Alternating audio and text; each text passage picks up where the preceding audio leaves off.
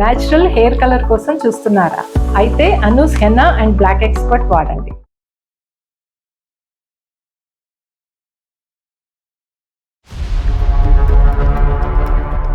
నమస్తే కళ్యాణ్ చక్రవర్తి గారు. భారతి అని మెయిల్ చేశారండి ఆవిడ. ఫోన్ చేసేస్తానండి, ఒకసారి మాట్లాడదాము. తప్పకుండా. ఇంకా నాకు సొల్యూషన్ లేదు, పరిష్కారం లేదు అనుకున్నప్పుడు చావేనేమో. మనిషి కోరుకోంది ఏదన్నా ప్రపంచంలో ఉందంటే అది చావే మేడం, అది కోరుకో. భారతి గారు నమస్తే అండి.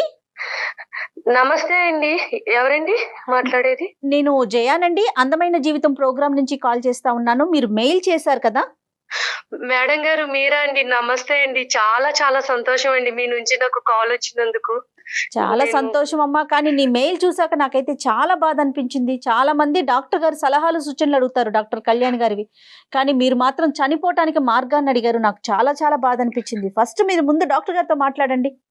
తప్పకుండా అండి, నమస్తే అమ్మా. నమస్తే డాక్టర్ గారు. ఇంతకీ మీ సమస్య ఏంటమ్మా, చెప్పండి. అసలు మీ గురించి ఒక్కసారి వివరించండి. నాకు పెళ్ళయి 11 సంవత్సరాలు అవుతోందండి. పుట్టింట్లో ఉన్నన్నాళ్ళు మేము 3 అమ్మాయిలము, 1 అబ్బాయి. నేను 2వ అమ్మాయిని. పుట్టింట్లో చాలా నాన్నగారు గవర్నమెంట్ ఉద్యోగం చేసేవాళ్ళు, ఇప్పుడు రిటైర్ అయ్యి ఏదో చిన్న జాబ్ చేసుకుంటున్నారు. అలాగే వాళ్ళు చెప్పినట్టుగానే వాళ్ళు చెప్పిన సంబంధాన్ని చేసుకున్నానండి. 1 అబ్బాయి. నిజంగా ఒక అమ్మాయి ఇంకొకరి జీవితంలోకి వెళ్తుంది అన్నప్పుడు ఎంత ఆనందంగా వెళ్తుందండి, ఎన్ని ఆశలతో వెళ్తుందండి. అందులోనూ పెద్దవాళ్ళు కుదిర్చారు అంటే మనకి తగ్గట్టుగానే వాళ్ళు చూసుంటారు కదా అన్న ఆనందంలోనే ఉంటుంది కదా అండి. అతను ఎంత దుర్మార్గుడు అంటే చాలా అండి, చాలా అంటే చాలా దుర్మార్గుడు. వాళ్ళకి చాలా వ్యాపారాలు ఉన్నాయి, రియల్ ఎస్టేట్ వ్యాపారాలు ఉన్నాయి. మంచి డబ్బున్న వాళ్ళు, పలుకుబడి ఉన్న వాళ్ళే, సంఘంలో పలుకుబడి ఉన్న వాళ్ళే. కానీ మనసులో మాత్రం క్రూరత్వం నిండిపోయిన వాళ్ళండి.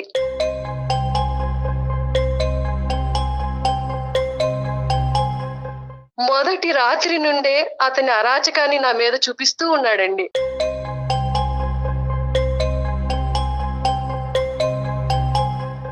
అయ్యో, మందు తాగి వచ్చి సిగరెట్ కాలుస్తూ నన్ను ఒక యాష్ ట్రేగా యూజ్ చేసుకున్నాడు.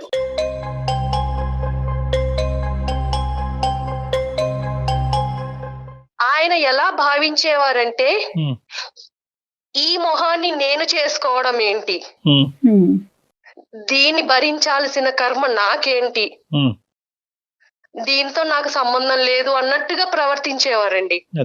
ఆయనకి ఉన్న చెడు అలవాట్లు ఒకటి కాదండి, ఒకటి కాదు.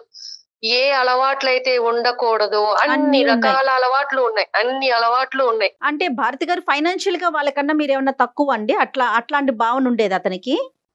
ఫైనాన్షియల్ గా వాళ్ళకన్నా తక్కువే, కానీ మా పేరెంట్స్ మంచిగానే చక్కగా అన్ని వాళ్ళు అడిగినట్టుగానే చేశారు, పంపించారండి.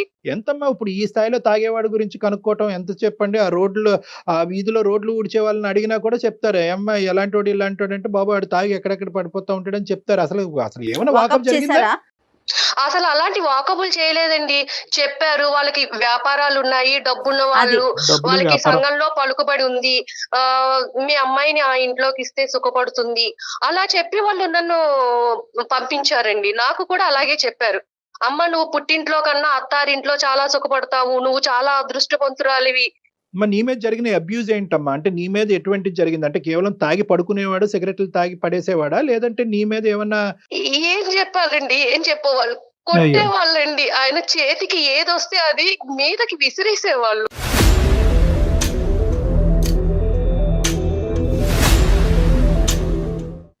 ఒక 3 ఏళ్ల తర్వాత నేను కడుపుతోటి ఉన్నానండి. ఆ దుర్మార్గుడితో ఒక బిడ్డకి తల్లినయ్యాను. ఆ టైంలో నాకు ఏమనిపించిందంటే, అత్తారింట్లో ఉండటం కన్నా పుట్టింటికి వెళితే వాళ్ళ ఆదరణతో ఒక మంచి బిడ్డకి తల్లినవుతాను అని ఆలోచించి నేను పుట్టింటికి వెళ్ళిపోయానండి.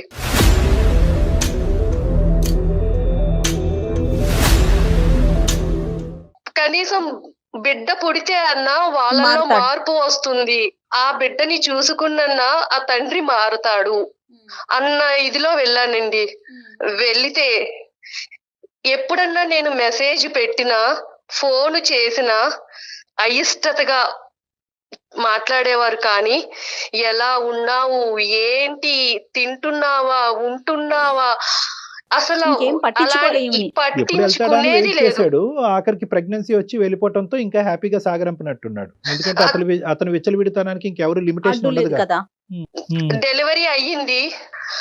బాబు పుట్టిన తర్వాత మా అమ్మగారు వాళ్ళకి కబురు పంపించారండి. అవునా అని ఫోన్ పెట్టేశారండి.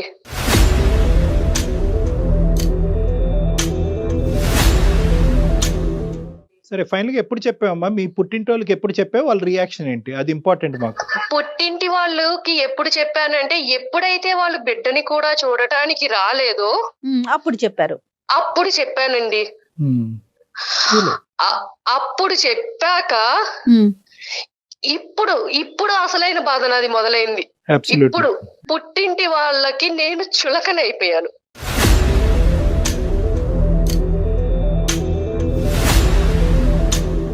మీ తల్లిదండ్రులకి మీకు చెప్పినప్పుడు వాళ్ళ యొక్క రియాక్షన్ ఇక్కడ ఇంపార్టెంట్ అని నేను ఎందుకు అంటున్నానంటే కనుక, వాళ్ళ ఉద్దేశం ఏంటంటే ఇంత లేట్ గా చెప్పారు అనేటటువంటి ఒక బాధతో వాళ్ళు మాట్లాడారా? అసలు ఏం జరిగింది అక్కడ? వాళ్ళు ఏమి మాట్లాడలేదండి. ఏమైనా సరే నువ్వు అతని దగ్గరికే వెళ్ళు, ఇదే అన్నారండి. ఏది నీ కథ అంతా పూర్తిగా విన్నారా? పడినటువంటి హింస బాధ అంతా వివరంగా చెప్పిన తర్వాత కూడా అక్కడికి వెళ్ళు. అన్ని చెప్పానండి, అన్ని చెప్పాను. అతను ఎలాంటి వాడు, నా అక్కలతోటి ఎదుటి స్త్రీలతోటి నన్ను ఎలా కంపేర్ చేసి నన్ను ఎంత అసహనంగా మాట్లాడేవాడు, అవన్నీ కూడా నేను వాళ్ళకి చెప్పాను. అంటే ఏంటండి అర్థం కాలేదు భారతి గారు, కొంచెం వివరంగా చెప్పండి. ఎప్పుడైనా బయటికి తీసుకువెళ్ళినప్పుడు అండి, ఫంక్షన్లకి వాటికి వెళ్ళినప్పుడు అక్కడున్న ఆడవాళ్లతోటి కంపేర్ చేసేవాళ్ళండి. వాళ్ళు చూడు ఎలా ఉన్నారో, వాళ్ళ సౌష్ఠవం చూడు ఎలా ఉందో.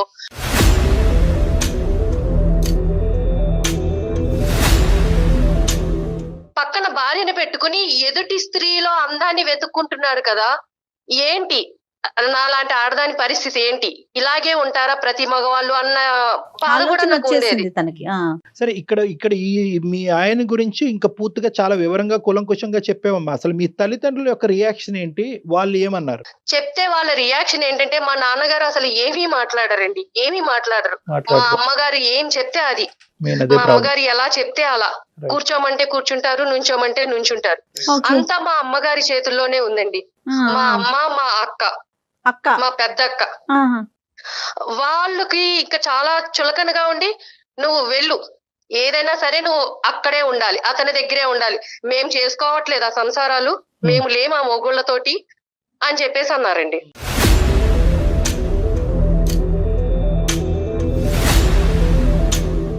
అంటే వాళ్ళ ఉద్దేశ ప్రకారం ఏంటంటే కనుక, ఒకసారి పెళ్లి చేసుకుంటే కనుక చావోరేవో అక్కడే తేల్చుకోవాలి, మళ్ళీ పుట్టింటికి తిరిగి రాకూడదు అనేది. తిరిగి రాకూడదు.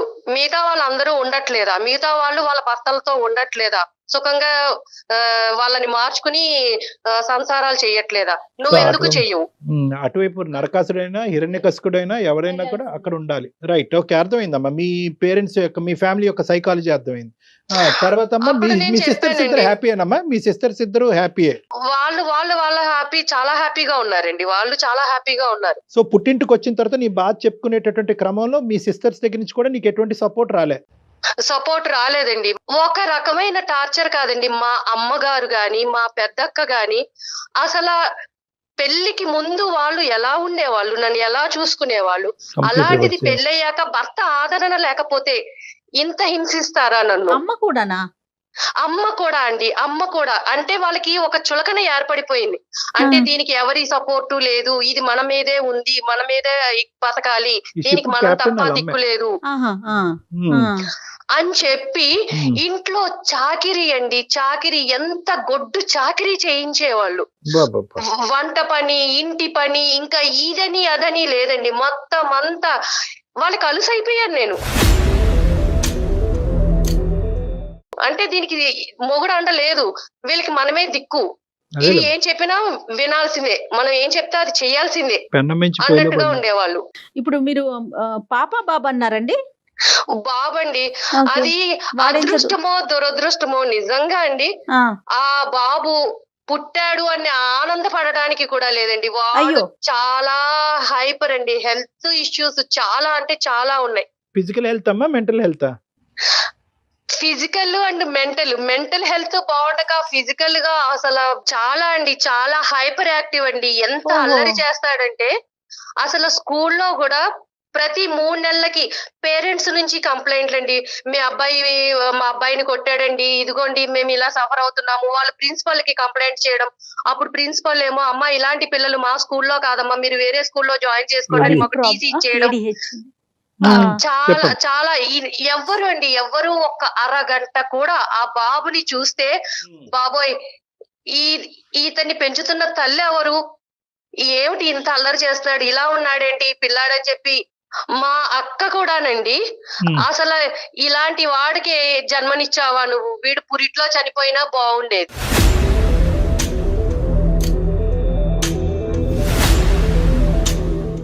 మా తమ్ముడండి మేనల్లుళ్ళు అంటే చాలా ఇదిగా ఉంటారు కదా, వాడు ఏదో అల్లరి చేస్తూ విరక్కొట్టాడని చెప్పి మా తమ్ముడు నన్ను కొట్టాడండి. కొట్టాడా? నన్ను కొట్టాడు. అలాంటి పిల్లాన్ని నువ్వు అసలు నీకు పిల్లని పెంచడం వచ్చా రాదా, ఏంటి అలా పెంచుతున్నావు పిల్లని, వాణ్ణి కాదండి నన్ను కొట్టాడు. లోకువైపోయింది అమ్మాయి. ఇలా స్కూల్ నుంచి ఏవో ఫోన్స్ వచ్చేవండి పేరెంట్స్ నుంచి. నేను ఫోన్ మా పక్కకి వెళ్ళి మాట్లాడుతుంటే మా అమ్మ అనేది, ఎవరితో మాట్లాడుతున్నావే, అయ్యో ఎవరితో మాట్లాడుతున్నావు, ఎవరితో రంకు కడుతున్నావు.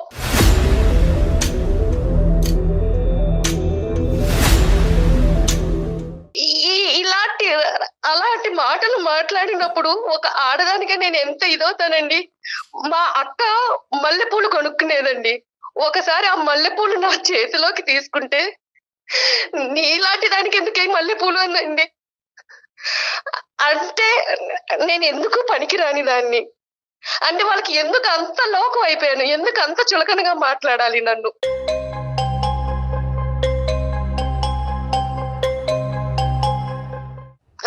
నేను ఉద్యోగం చూసుకుందాము, బయటికి వెళ్దాము, నా బతుకేదో నేను బతుకుదాము అంతే కదమ్మా, నువ్వు అలా గ్రాడ్యుయేట్ కదా. అనుకునేదాన్నండి.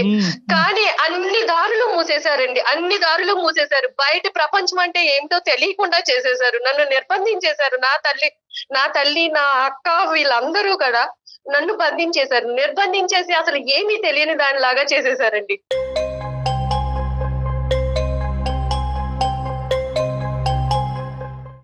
లేదండి, ఇవన్నీ నేను భరించలేనండి. నాకు చావు ఒక్కటే పరిష్కారం. అట్లా ఏం కాదమ్మా, అట్లా ఏం కాదు. నాకు నిజంగా చావు ఒక్కటే పరిష్కారం అండి. ఇటు పుట్టింటిని తట్టుకోలేను. కాదమ్మా భారతి, నువ్వు 1కి 10 సార్లు చావు అంటున్నావు. నువ్వు ఉండగానే నీ కొడుకుని ప్రపంచం ఈ విధంగా ట్రీట్ చేస్తుంటే నువ్వు చనిపోయిన తర్వాత వాడికి ఏమైనా దిక్కు మొక్కు ఉంటదమ్మా? వాడిని తీసుకెళ్లి ఒక పిచ్చి ఆసుపత్రిలో పడేసి జీవితాంతం నువ్వు ఇక్కడే సావరా అంటారు. లేదంటే ఏదో నేరం చేస్తే కనుక తీసుకెళ్లి జైల్లో పెట్టి అక్కడ జీవిత ఖైదీలాగా ఉంటాడు. అది తప్పు. ఒకటి at the end of the day ఒక తల్లి పాత్రలో నేను నిలబడినప్పుడు 100 106 వాడి జీవితాన్ని చక్కదిద్దేంత వరకు నువ్వు చావు అనే పదం వాడకూడదు, ఎప్పటికీ వాడకూడదు. ఎవరు నీ తరపున మంచిగా మాట్లాడే వాళ్ళు ఒక్కరు లేరమ్మా. నువ్వు పెళ్లి కాకముందు అందరూ దేవతలు దేవుళ్ళు ఒక మంచి సంబంధం చూశారు కాబట్టి కళ్ళు మూసుకుని చేసుకున్నానని నువ్వు అంటున్నావు. ఏమైపోయారు ఈ దేవతలు దేవుళ్ళు ఇప్పుడు? ఎవరు లేరా? మీ నాన్న మాట్లాడ్డా, మీ తమ్ముడు మాట్లాడ్డా? నేను మా నాన్నగారితో మాట్లాడాలనుకుంటున్నానండి. మా నాన్నగారే ఈ సమస్యకి ఏమన్నా మాట్లాడతారేమో, నాకు సమస్య పరిష్కారం చూపిస్తారేమో. మాట్లాడిన మహానుభావుడు ఇప్పుడు మాట్లాడతాడమ్మా. 9 సంవత్సరాల తర్వాత ఈ హింసంతా కళ్ళెదురుకుంటా కూర్చున్నటువంటి మీ నాన్న ఇప్పుడు మాట్లాడతాడా నువ్వు అడిగితే? నీకు నమ్మకం ఉందా? నేను నిలదీయాలనుకుంటున్నానండి, మా నాన్నగారిని నిలదీయాలనుకుంటున్నాను. నిలదీసే ముందు ఒకసారి నిన్ను నువ్వు కూడా ప్రశ్నించుకో భారతి. ఇప్పుడు గ్రాడ్యుయేట్ చదువుకున్న పిల్ల, అతనితో బాధలు 3 ఏళ్లు పడి పుట్టింట్లో చెప్పలేదు. కనీసం బయటకు వచ్చి నీ కాళ్ళ మీద నువ్వు బతకలేవా? ఫ్రెండ్స్ గాని ఎవ్వరు లేరా భారతి? ప్రపంచం ఏమైపోయిందమ్మా?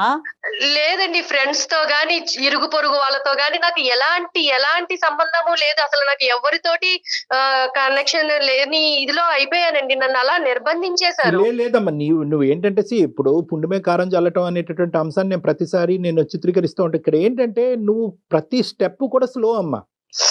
ప్రతి స్టెప్స్ లో ఒకటి ఏంటంటే ఐదర్ అవతల వాళ్ళ గురించి సాక్రిఫైస్ చేస్తావు, మొగుడు శాడిస్ట్ అయినా కూడా కొడుకుని ఇస్తే కనుక వాడు దేవుడు అయిపోతాడని అనుకున్నావు, తల్లిదండ్రులకు చెప్తే వాళ్ళు బాధపడతారు అనుకున్నావు, మళ్ళీ అక్కడ కంగు తిన్నావు, మీ తల్లిదండ్రులు వాళ్ళు ఏంటంటే కంప్లీట్ గా రివర్స్ పిక్చర్ చూపెట్టి వాడికి మించినటువంటి శాడిస్ట్ లాగా మీ సారీ ఏమనుకోవద్దు, వాడికి మించిన శాడిస్ట్ లాగా వీళ్ళు తయారయ్యారు. ఎక్కడ కూడా Deaths లో అండి పుట్టింటి వాళ్ళు ఇలా రియాక్ట్ అవుతారని మనం అనుకోలేదు. దానికి తోడు ఏంటంటే ఎప్పుడైతే నీ కొడుకు ఇలా పుట్టాడో నీకేంటంటే అన్ని ద్వారాలు మూసిపోయి నాకు ఇంకో జీవితం లేదని చెప్పి నువ్వు ఫిక్స్ అయిపోయావు. అవునండి. ఇప్పుడు నాకు కావాల్సింది ఏంటంటే మీ తండ్రి గారిని నిలదీయాలి, అడగాలి అని అనుకునేటటువంటి మీ ఆలోచన వెనకాతల నెంబర్ 1 ఈ రోజు మీరు మాకు ఎలా చేసి మాట్లాడుతున్నారు, ఇప్పుడు ఎక్కడున్నారు మీ అమ్మాళ్ళు అందరూ అంటే మా ఇంతకాలం అమ్మగారు వాళ్ళ అమ్మగారికి బాలేదు అంటే వేరే ఊరు వెళ్ళారండి. అమ్మమ్మకి 3 బాలేదా రోజులు అమ్మమ్మకి బాలేదు.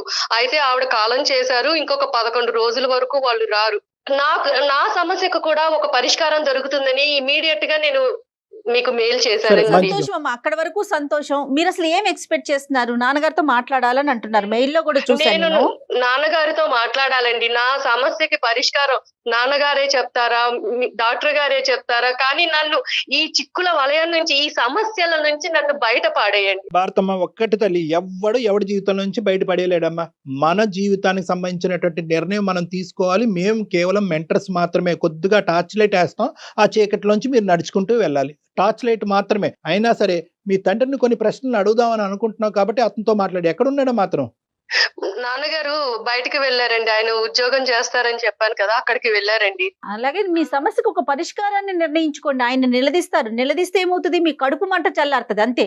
నెక్స్ట్ ఏంటి అది కూడా ఆలోచించండి, అంతే కదా కళ్యాణ్ గారు? అంతే అంతే అంతే. మరి మాట్లాడదామండి. ఎట్లా లైన్ కలుపుతారా భారతి గారు మీరు? నేను నాన్నగారికి ఒకసారి కాల్ చేస్తానండి. అమ్మాయికి ఏంటంటే జయ గారు, మనం ఈ రోజు ఇలా మాట్లాడేటప్పటికి అమ్మాయికి ఒక ధైర్యం వచ్చింది. ఇప్పుడు స్టార్ట్ అయింది అమ్మాయి జీవితంలో ఏంటంటే నెంబర్ 1 ప్రశ్నించాలి, అడిగి కారణాలు తెలుసుకోవాలి, తర్వాత సమస్యకి పరిష్కారం ఎత్తుక్కోవాలి. సహజంగా మనిషి ఒక మానసిక పరిస్థితి జరిగింది, ప్రశ్నలకి బదులు కావాలి. సమస్య పరిష్కారం ఎత్తుక్కుంటే ఎత్తుక్కోరు. ఎప్పుడు అదే నమ్ముతాను, అందరికి అదే నమ్మకాన్ని ఇస్తూ ఉంటాను. మన థింకింగ్ లైన్ మారాలి. హలో, ఏంటమ్మా? ఏం చేస్తున్నావు నాన్న? ఏం చేస్తున్నానమ్మా, ఇప్పుడుండే కష్టాలే. నాన్న, నా పరిస్థితి నువ్వు చూస్తున్నావా నాన్న? ఇంట్లో పరిస్థితి నీకు అర్థం అవుతుందా నాన్న?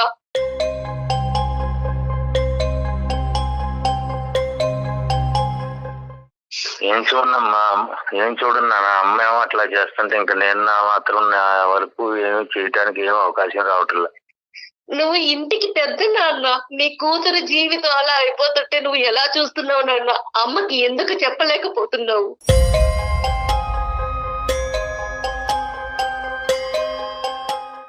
మీ అమ్మ పెట్టే చిత్రహింసలకి నేను చెప్పినా గానీ వినటం లేదు, చెప్పేటంత అవకాశమే ఇవ్వటం లేదు నాన్న. మీరు అలా అంటే కుదరదు నాన్న. నా సమస్యకి పరిష్కారం చెప్పాలి. మీరు నా కన్న తండ్రి. నా జీవితం ఇలా అయిపోయింది మీరు చూసిన సంబంధమే కదా నాన్న నేను చేసుకున్నాను.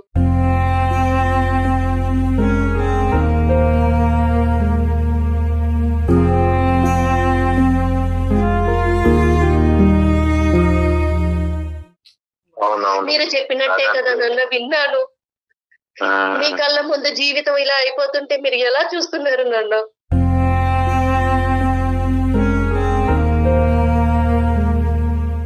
నా బాధని ఎవరితో చెప్పుకోవాలో తెలియక అందమైన జీవితం అనే ప్రోగ్రామ్ ని డాక్టర్ గారికి చెప్పుకుందాము, కళ్యాణ చక్రవర్తి గారిని సలహా అడుగుదామని వాళ్ళని అప్రోచ్ అయ్యాను నాన్న. వాళ్ళకి మెయిల్ పంపించాను. ఈ సమస్యల నుంచి నన్ను ఎలాగైనా సరే మీరు బయటపడేయాలండి. నాకు ఒక్కట చావు తప్ప ఏది కనిపించట్లేదు నాన్న.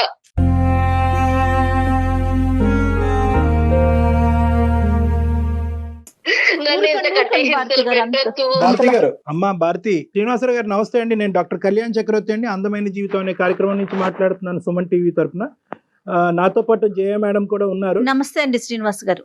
ఎక్కడున్నారు శ్రీనివాస్ గారు? మీరు ఏం చేస్తున్నారు? మీ అమ్మాయి పరిస్థితిని అర్థం చేసుకున్నారా? ఏం చేయబోతున్నారు? ఏం చేశారు? వాళ్ళు చిన్నప్పుడు నానా ఇబ్బందులు పడి పెంచానండి.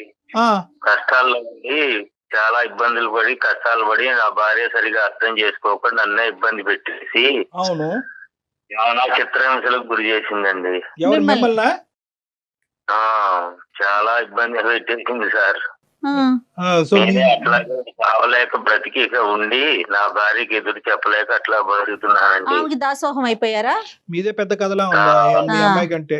సరే అయిపోయారు, కానీ పెళ్లి గురించి ఒక ఆడపిల్ల ఎంత దాసోహం అయ్యి ఎంత ఆవిడ మీ కాళ్ళ కింద ఆవిడ కాళ్ళ కింద మీరు చెప్పైనా బానిస అయినా కూడా at the end of the day ఒక ఆడబిడ్డ యొక్క వేరే ఇంటికి పంపించే ఆడబిడ్డకు సంబంధించినటువంటి సంబంధం డిసైడ్ చేసేటప్పుడు ఆచితూచి నిర్ణయించుకోవాల్సినటువంటి అవసరం ఉంది. ఎందుకంటే మీలాగా మీ అమ్మాయి జీవితం అవ్వకూడదు కాబట్టి. మీరు భరించిన బాధ మీకు తెలుసు. అలాంటిది మీ పిల్ల విషయంలో మీరు ఎందుకు చేశారు? ముందుగా మీరు అన్ని కనుక్కుని ఎలాంటి వాడు ఏంటి అవన్నీ కనుక్కోద్దా? డబ్బు ఉంటే సరిపోతుందా నాన్న? ఇంకా పిల్ల సుఖపడుతుందా లేదా అని మీరు చూసుకోవక్కర్లేదా? నేను అన్ని ఎంక్వైరీ చేశాను నాన్న, మంచి సంబంధం అని.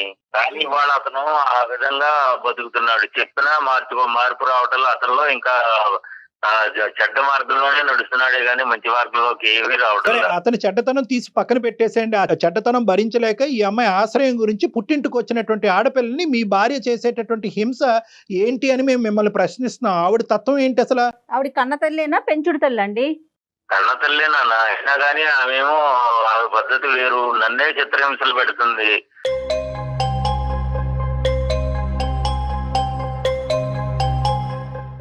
గ్యాస్ స్టవ్ మీద శారీ వేసేసి నేను చచ్చిపోతానని అంటుంది. అయినా నేను ఎదురు చెప్పలేక నేను బ్రతుకుతున్నా.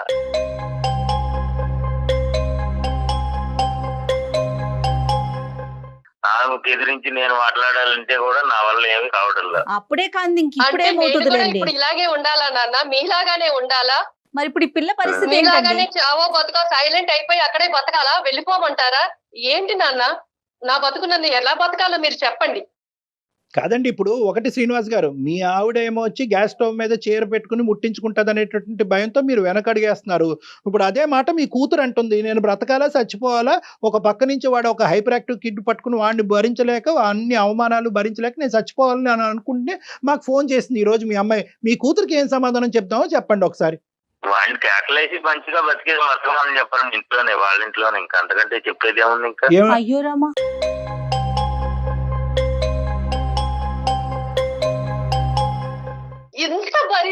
ఎంత భరించినా మళ్ళీ అతని దగ్గరికే వెళ్ళమంటున్నారు నాన్న.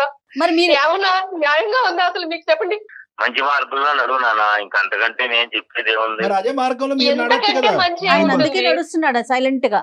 ఇప్పుడు మీరేమనుకుంటున్నారంటే మీ సైకాలజీ ఏంటంటే, ఇప్పుడు మా ఆవిడ నన్ను హింస పెట్టినా కూడా ఎలాగైతే అణుగుమినిగి ఒక కుక్కలాగా బతుకుతున్నానో సారీ తప్పుగా అనుకోకండి, అదే విధంగా నువ్వు వెళ్ళి మీ ఆయన దగ్గర బతికేసేయమ్మా అన్ని, ఇదే సొల్యూషన్ ఈ ప్రాబ్లంకి అని అంటున్నారు. సో మీదేదైతే కనుక ఒక సాంప్రదాయంగా మీరు ఫాలో అవుతున్నావో అదే సాంప్రదాయం మీ కూతుర్ని ఫాలో అవ్వమంటారు.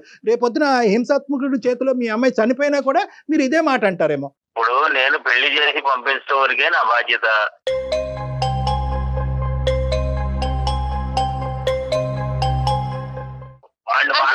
దులిపేసుకున్నారా నాన్న? పెళ్లి అయిపోయిన తర్వాత చేతులు దులిపేసుకున్నారా మీరు అసలు? ఇప్పుడు మీ ఆవిడ నోరు ఆవిడ ఏంటంటే ప్రత్యక్షంగా కనిపిస్తుంది, మీరేంటంటే ఎక్కడో ఉద్యోగం చేసుకుంటున్నారు కాబట్టి మీ యొక్క తీరు, మీ వ్యక్తిత్వం, మీ మాట పద్ధతులు, మీ ఆలోచన శైలి ఇప్పుడుకొచ్చి ఈ మహాతల్లికి కనిపించలేదు. అంటే తల్లిదండ్రులు ఇద్దరు ఒకటే. పోనీ అమ్మాయి కాళ్ళ మీద నిలబడుతుంది కదా, దానికైనా ఈయన సపోర్ట్ చేయొచ్చు కదండి. ఏమండి అదే చెప్పండి, ఎక్కడికన్నా తీసుకెళ్లి ఎక్కడైనా ఉంచండి, నా బతుకేదో నేను బతుకుతాను. మా అమ్మాయి వయసులో ఉంది కదా అని చెప్పి బయటికి వెళ్తే నలుగురు 4 రకాలుగా మాట్లాడతారు, అందుకని రకరకాల పద్ధతులు వస్తాయి అని చెప్పి వాళ్ళ అమ్మకి ఇష్టం లేదు, ఉద్యోగం చేయించుదామనే ఉద్దేశం లేదు. ఏంటి నాన్న, మీ పెంపకం మీద మీకు నమ్మకం లేదా నాన్న?